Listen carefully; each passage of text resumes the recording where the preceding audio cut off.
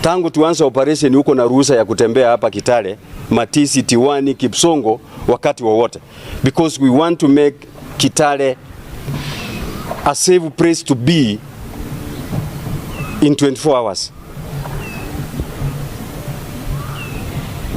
Na tena nirudi nyuma niseme hivi, niulize viongozi ambao tunafanya kazi na wao, niulize viongozi wa kisiasa.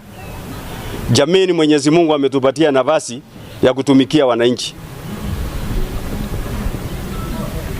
Haiwezi kuwa ya kwamba umechaguliwa kama kiongozi na ili kusungumuza ama kutembelea watu yako unahitaji askari 100 uweze kutembelea watu ambao walikuchagua, na uwezi kuomba askari waende kukuchunga na pale umechukua guns zaidi ya 200. So iwezi kuwa tunachunga guns ukituambia tunachunga usalama wako. So ni vizuri viongozi tuamue, tunataka askari ama tunataka guns.